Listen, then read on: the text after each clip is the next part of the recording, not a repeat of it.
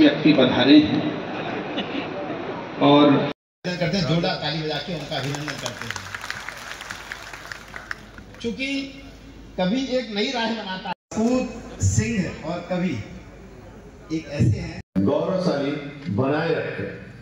आप सभी को मेरा सादर प्रणाम है। आज महाराणा प्रताप माथे पर तिलक लगाते हैं, अधिकार नहीं मांगा करते, अपने कर्तव्य निभाते हैं। संकट में 8-10 लोग एकदम उनके स्वागत हो गए। का सफर इससे कहीं पहले शुरू हो चुका था। श्री कल्लू राजपूत जी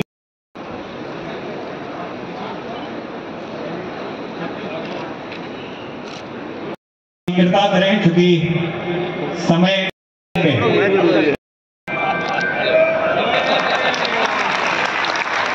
बहुत सही जी भाई, जी भाई, सही ना। बुंदेलखंड यूथ फाउंडेशन के कविताओं के माध्यम से अब हमें प्रेरणा प्रदान कर रही है इस कार्यक्रम का शुभारंभ करें।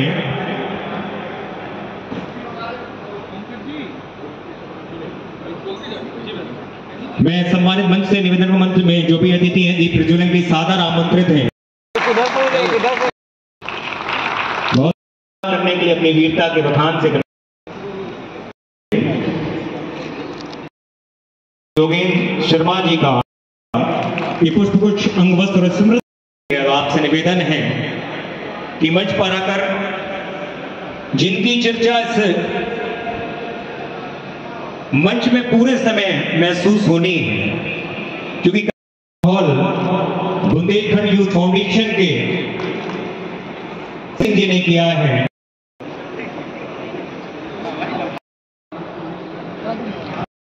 और हमारे बीच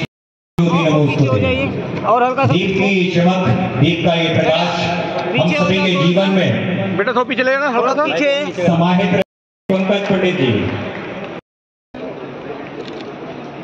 ओके।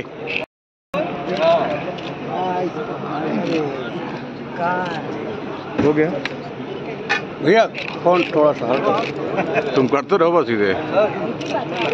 श्री प्रवीण सिंह जी और श्री कल्लू सिंह राजपूत जी, आपसे भी निवेदन है सम्मान की श्रृंखला को आगे बढ़ाते हुए श्री श्याम बिहारी गुप्ता जी, अध्यक्ष गौ सेवा आयोग उत्तर प्रदेश, सम्मान श्री दिलीप गुप्ता जी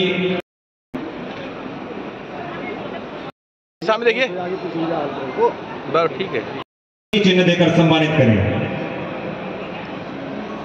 भाई भाई सीधे सीधे कर लीजिए, बस बस। देवेश मोनो जी, आपसे गुजारिश गुप्ता जी और श्री सिंह सेंगर, माननीय जितेंद्र सिंह सेंगर जी, आप मंच पर आकर अपना स्थान ग्रहण करें। चेयरमैन बेबेरू क्यों, हाँ यही बोलते ना। ये मंच पर उपस्थित एक सेकंड एक मिनट।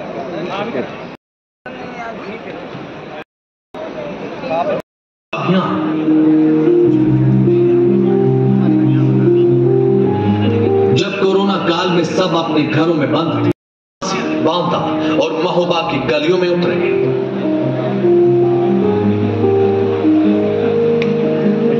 जान जोखिम में डालकर भी लोगों तक मदद पहुंचाई।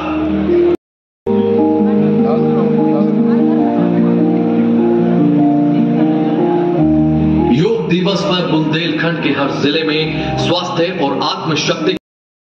ये सफर था श्री प्रवीण सिंह जी का, जो कि संस्थापक हैं बुंदेलखंड यूथ फाउंडेशन के।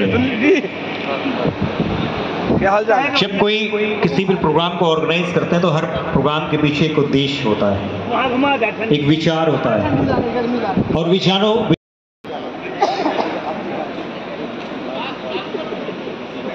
अब मैं आमंत्रित कर रहा हूं, जैसा कि मैंने कहा था कि वातावरण को आयोजन को तैयार किया है। मैं प्रिंस जी से निवेदन करूंगा कि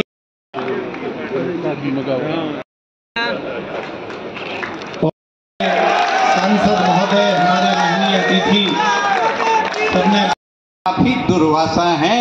विश्व गुरु भारत है, ये भारत की परिभाषा है। वाह। और एक बात समझ ले, पाकिस्तान शांत है तो भारत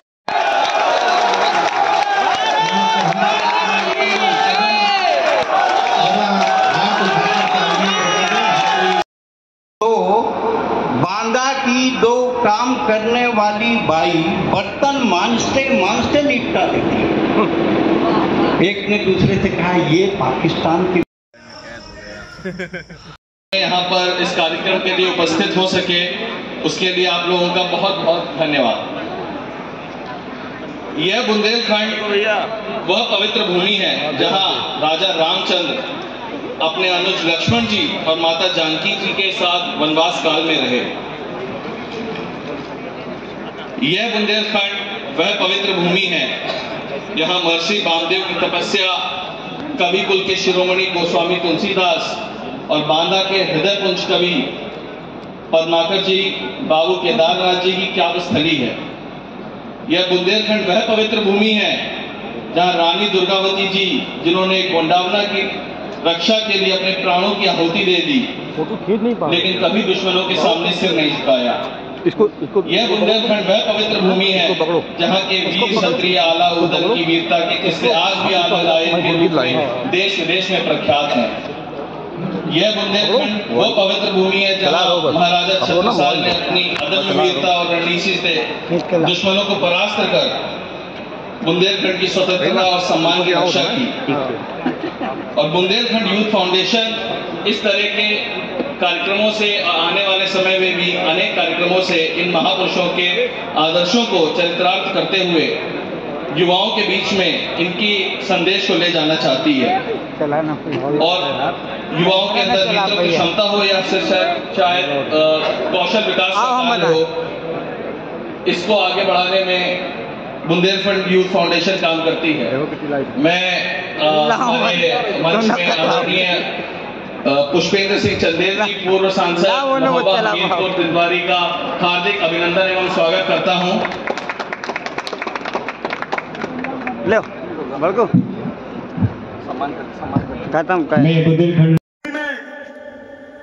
भूल गए का युद्ध भूमि में कीमत बड़ी चुकाई थी। 65 और 71 में हमने ही धूल चटाई थी। भारत की सेना ने आतंकी अड्डे सब फूके थे। 90,000 पाकिस्तानी सेना ने घुटने टेके थे।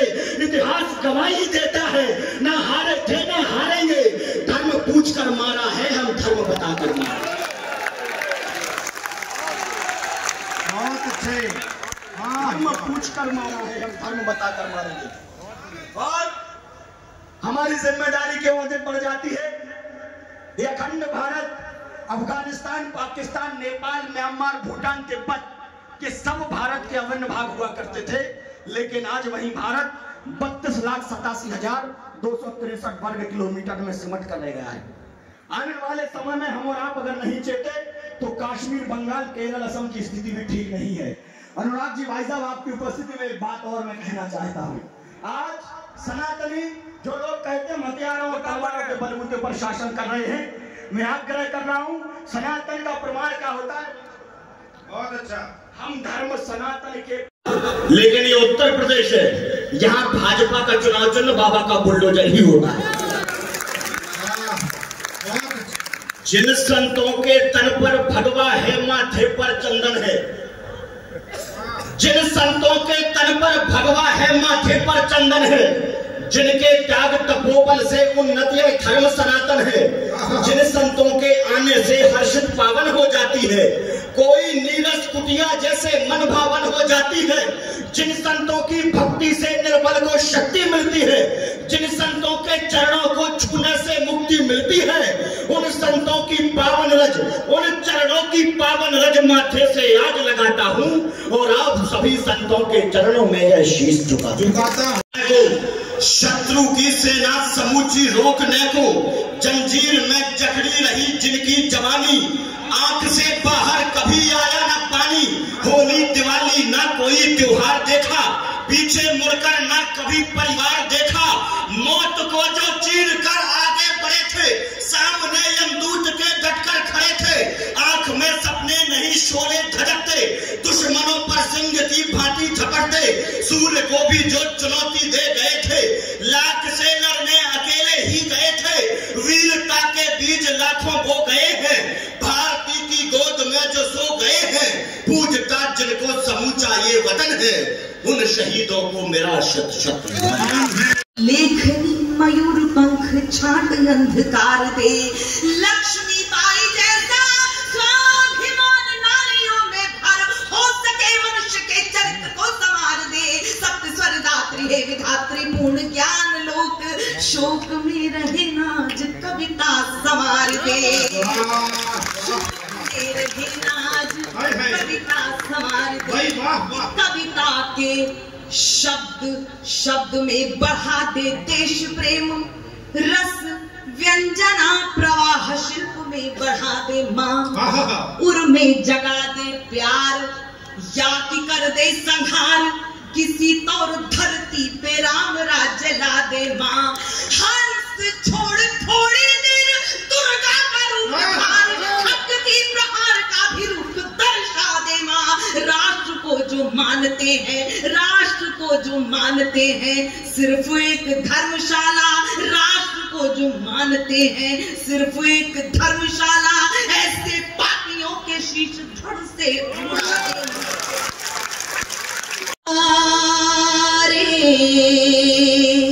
ही गीत गा रही है, ऐसा लगा तू मधुरिम वीणा बजा। खंड की वो बेटी बैठी है। मैं सच बताता हूं, आज यदि यूपीएससी की परीक्षा में, आईएएस की परीक्षा में एक प्रश्न आप दे दीजिएगा कि इस समय भारतवर्ष में बुंदेलखंड की सर्वाधिक लोकप्रिय कवयित्री कौन है, और कितने भी ऑप्शन दे दीजिएगा, लेकिन सेलेक्ट होने वाला हर परीक्षार्थी यही कहेगा कि बुंदेलखंड की उस लाडली बेटी का नाम अनामिका जैन अंबर है। एक बार तालियां कम बजाइए आपने, इसलिए ज्यादा बजाइएगा कि जब घर की कोई बेटी चलकर घर के दीपक को सूरज बनाकर पूरी दुनिया में उस क्षेत्र की रोशनी बिखेरे, तो उसका नाम आपकी मिट्टी से जुड़ता है। मेरे बड़े भाई मासूम गाजियाबादी जी, उनकी 4 पंक्तियां सुनिएगा। अभी तो शुरू भी नहीं हुआ है ना, किस बात की चाय पिला रहे हो? थोड़ी बहुत देर काम वाम देख लो इनका, उसके बाद तय करना कि इस लायक है या नहीं है कि चाय दी जा सके। हालांकि चाय वाले ने सबको काम पे लगाया हुआ है और सही काम पे लगाया हुआ है। तो एक बार ये दे दीजिएगा, एक साथ 3 आदमी काम पे लगे हुए हैं। मैं पिछले दिनों राजघाट के पास से गुजर रहा था, प्रवीण बाबू। जब मैं प्रवीण बाबू कहूं तो आप समझ जाना प्रवीण सिंह जी के लिए कह रहा हूं। जैसे ये 3 काम पे लगे हुए ना, मैं राजघाट के पास से गुजर रहा था, 3 लोग काम पे लगे हुए थे। एक गड्ढा खोदने का काम कर रहा था, दूसरा भरने का काम कर रहा था, तीसरा उनकी रील बनाने का काम कर रहा था। आजकल हर चीज की रील बनती है। तो मैंने कहा भैया ये क्या काम कर रहे हो? एक गड्ढा खोद रहा है, दूसरा भर रहा है, एक खोदता जा रहा है, दूसरा भरता जा रहा है। तो मैंने उनमें से एक से पूछा, मैंने कहा भैया ये क्या काम कर रहे हो आप?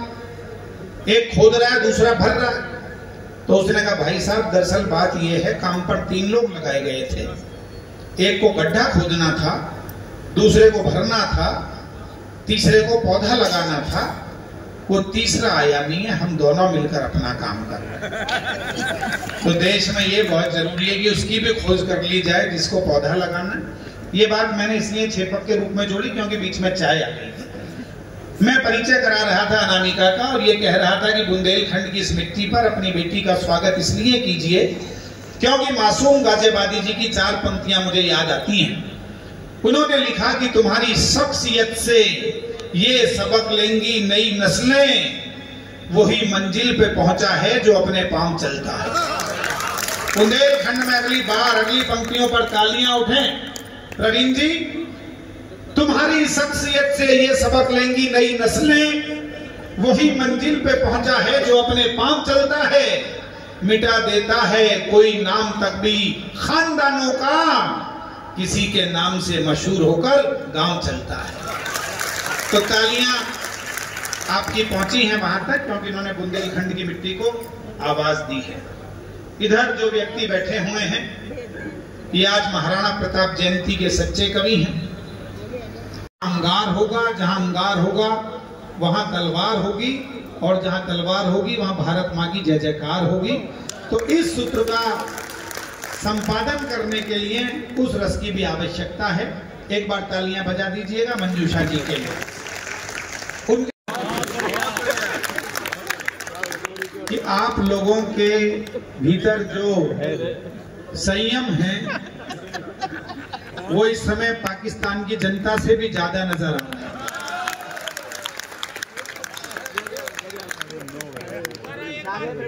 आगे से मैं सुझाव दूंगा फाउंडेशन को कि ये कार्यक्रम 2 दिन में किया जाए। एक दिन हम अभिनंदन करेंगे, दूसरे दिन कवि सम्मेलन का। तालियां जरा बजाइएगा, आगे भी बजाइएगा और पीछे भी बजाइएगा।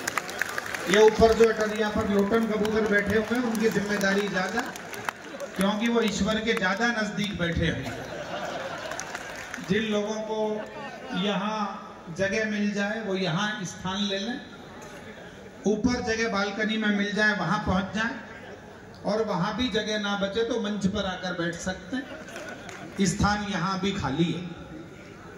मैं हृदय की समस्त गहराइयों से, और पंकज जी आपको भी बधाई देता हूं, ऐसा पराक्रमी संचालक मैंने पहली बार देखा। आपने हर जर्रे को आफताब बनाने की पूरी कोशिश की। ये तो थोड़ी देर में पता पड़ेगा कि ये है क्या असल में। तो एक बार जरा पंकज जी के लिए भी तालियां बजाइएगा कि उन्होंने बहुत मन से बहुत शानदार संचालन किया। ये पुष्प गुच्छ लेकर जा रहे हैं ताकि जो अतिथि अब आएंगे उन्हें भेंट किए जा सके। जिन्हें भेंट किए गए हैं उनके पास थोड़ी देर रखा रहने दे भैया। इधर दो, उधर वापिस लो, ताकि कम खर्चे में ज्यादा काम संपादित हो जाए। एक बार जरा तालियां बजा दीजिएगा, थोड़े से रिलैक्स हो जाइएगा। सीमाओं पर तनाव है, पर वो तनाव इसीलिए है कि देश में मुस्कुराहट रह सके। वो सीमा पर खड़े हुए लोग इसलिए बंदूकें उठाकर, अपने जेट लेकर, अपने तोप गोले लेकर अड़े हुए हैं कि हिंदुस्तान की तरफ किसी की नजर तिरछी ना हो सके। एक बार आगे से लेके पीछे तक हमारे सैनिकों के लिए ऐसी तालियां बजा दीजिए कि आवाज सरहद तक पहुंचकर इस बात का ज्ञान करे कि यूथ फाउंडेशन के तत्वावधान में महाराणा प्रताप जी की जयंती पर हमारे बुंदेलखंड के वीर यहाँ उपस्थित हैं। ये उद्घोष बीच बीच में होता रहेगा। एक तो प्रवीण जी, जो कार्यकर्ता बंधु हैं इन्हें भी सबको बिठवा लो। जहां कुर्सी मिले कुर्सी लेकर बैठ जाएं, बिना कुर्सी के सामने बैठ जाएं, मंच पर बैठ जाएं।